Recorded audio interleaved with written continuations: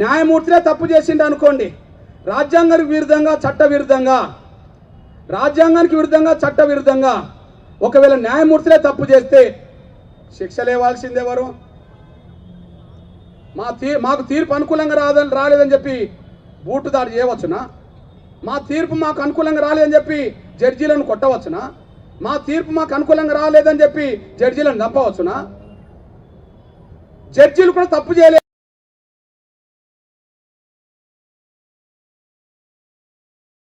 రాజ్యాంగ విరుద్ధంగా చట్ట విరుద్ధంగా జడ్జీల ప్రవర్తన ఉంటే, వాళ్ళ నిర్ణయాలు ఉంటే తీసుకోవాల్సిన నిర్ణయం ఎవరు తీసుకుంటారు? ప్రభుత్వాలు తీసుకుంటాయి.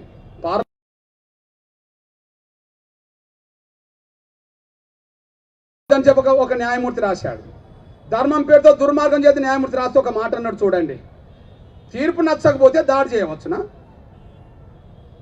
మరి విశ్వాసాల పేరుతో తీర్పు వచ్చింది, మీకు వ్యతిరేకంగా దాడి చేయలేదు కదా.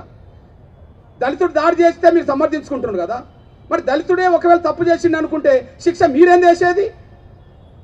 మీరేంది బూటు దాడి చేసేది? మీరెందుకు మళ్ళీ సమర్థించుకునేది? ఇక్కడ మీ అన్నగా చెప్తున్నాను ఏమున్నదంటే, ఒకే విషయాన్ని పదే పదే ప్రస్తావిస్తూ వాదన సాగిస్తున్నప్పుడు కోర్టు టైం పాడు చేయవద్దని సుప్రీంకోర్టు ప్రధాన న్యాయమూర్తి మందలించి ఉండవచ్చు. ఒకవేళ అది తప్పనుకుంటే ఖచ్చితంగా ఆ న్యాయమూర్తిని అభిశంసన చేసే అధికారం కేంద్ర ప్రభుత్వానికి ఉంది కదా అని చెప్పేశాడు. అవును, వాళ్ళు హైకోర్టు న్యాయమూర్తులా సుప్రీంకోర్టు న్యాయమూర్తులా వాళ్ళు కూడా చట్టవిరుద్ధంగా రాజ్యాంగ విరుద్ధంగా ఏదన్నా వాళ్ళ ప్రవర్తన వాళ్ళ మాట వాళ్ళ నిర్ణయాలు ఉంటే తీసుకోవాల్సిన నిర్ణయం ఎవరు? వాళ్ళ మీద చర్య ఎవరు తీసుకుంటుంది? పార్లమెంట్ తీసుకుంటుంది కదా.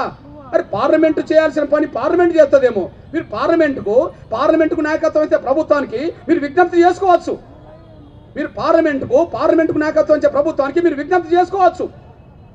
అట్లా చేసుకుంటే ఆ ప్రభుత్వం అభిశంసన తీర్మానం పెట్టి గవాయిని తీసేసినా ఇంకోటి తీసేసినా ఎవరికి అభ్యంతరం లేదు. కానీ మీరెవరు దాడి చేయడానికి దాడి చేసి సమర్థించుకుంటామంటే ఈ దళిత సమాజం మౌనంగా చూస్తూ ఊరుకోదనే విషయాన్ని మర్చిపోద్దని సవినని కోరుతున్నాండి. మేము సవాల్ ఇస్తున్నాం. ఎస్, మా గవాయి పక్షాన ఉన్నాం, న్యాయ వ్యవస్థ పక్షాన ఉన్నాం, రాజ్యాంగం పక్షాన ఉన్నాం. మేమే కాదు, ఎంతమంది వ్యాసాలు రాశారు. ఈ అధర్మ దాడికి జవాబుదారు ఏది? మానవ హక్కుల కమిషన్ జవాబుదారుతనం తీసుకోలే, పోలీస్ డిపార్ట్మెంట్ జవాబుదారుతనం తీసుకోలే, న్యాయ వ్యవస్థ జవాబుదారుతనం తీసుకోలే. ఒక పెద్ద మేధావి రాసిండు, ఆయన రాజ్దీప్ సర్దేశా. ఈ అధర్మ దాడికి జవాబుదారు ఏది అంటే, ఒక దళితుడు చీఫ్ జస్టిస్ అయితే ఆయన దాడి గురవుతే జవాబుదారుతనం ఎవరు తీసుకోవట్లేదు కదా అని చెప్పి ఒక వ్యాసం రాశారు. ఇక్కడ ఆ దాడిని ఉద్దేశించి ఈ ఘటన రేపటి దృశ్యం ఏం చెప్తుంది? అసలు దళితుల పరిస్థితి ఇప్పటికి ఎట్లా ఉన్నదో ఒక వ్యాసంలో చెప్పేసిండు చూడండి. ఒక వ్యాసం చెప్పింది ఈ ఘటన రేపటి దృశ్యం ఏమిటి. ఇగో చదువుతున్నా చూడండి. భారతదేశంలో కొన్ని సంఘటనలు అనూహ్యంగా రాజకీయ పరిణామాలకు దారితీస్తున్నాయి. ఇటీవల చోటు చేసుకున్న కొన్ని ఘటనల రాజకీయ పర్యవసనాలు ఎలా ఉంటాయో భవిష్యత్తులో వేచి చూడాల్సి ఉన్నది. భారత ప్రధాన న్యాయమూర్తి జస్టిస్ గవాయిపై దాడి జరిగి కొద్ది రోజులు గడవక ముందే, అది దిగ్భవం నుంచి చేరుకోక ముందే హర్యానాలో పూరన్ కుమార్ అనే ఒక ఐపీఎస్ అధికారి ఆత్మహత్య చేసుకోవడం జరిగింది. ఆ సంఘటన జరిగిన 2 రోజులకు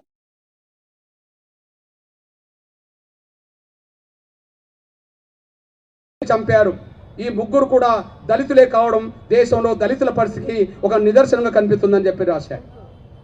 ఒక వారం రోజు చీఫ్ జస్టిస్ మీద బూటుదాడి జరుగుతుంది. ఇంకొక దళిత ఐపీఎస్ అధికారిని వేధిస్తే ఆత్మహత్య చేసుకోవాల్సి వచ్చింది. ఒక దళిత యువకుడిని చెట్టు కొట్టి చంపే పరిస్థితి ఇవాళ నెట్టబడ్డది. అంటే దళితుల పరిస్థితి ఇంకా ఏ స్థాయిలో ఉన్నదో దీన్ని అర్థం చేసుకోవాల్సిన అవసరం నెట్టబడ్డది. ఇట్లాంటి పరిస్థితిలోనే ఇవాళ మేము దళితుల ఆత్మగౌరవాన్ని కాపాడుకునే నేపథ్యంలోనే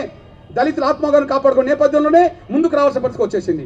ఇక్కడ మీ అన్నగా చెప్తున్నా, నేను బూటుతో దాడి చేస్తే సుప్రీంకోర్టు సుమోటోగా తీసుకోలేదు కదా.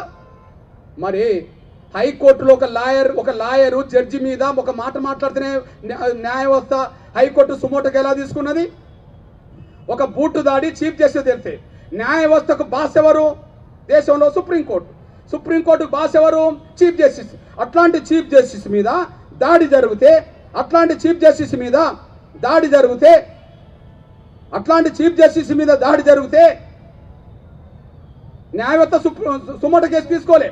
కానీ జార్ఖండ్లో ఆ సంఘటన జరిగినాక 10 రోజులకు, జార్ఖండ్లో ఆ సంఘటన జరిగిన 10 రోజులకు ఒక సంఘటన జరిగింది. జార్ఖండ్ హైకోర్టులో జడ్జికి లాయర్కి మధ్యలో వాగ్వివాదం జరిగింది. ఇగో జార్ఖండ్ హైకోర్టులో జడ్జితో వాగ్వివాదం, అనుచిత వ్యాఖ్యలు, న్యాయవాదిపై చర్యలకు ధర్మాసనం ఆదేశం. ఇక్కడ మీ అన్నది చెప్తున్నాను, ఒక హైకోర్టు జడ్జితో ఒక లాయరు అనుచితంగా ప్రవర్తించిందంట, ఏదో మాట గట్టిగా మాట్లాడిందంట. అనుచితంగా ప్రవర్తిస్తే, ఒక మాట గట్టిగా మాట్లాడితే వాగ్వాదం జరిగితే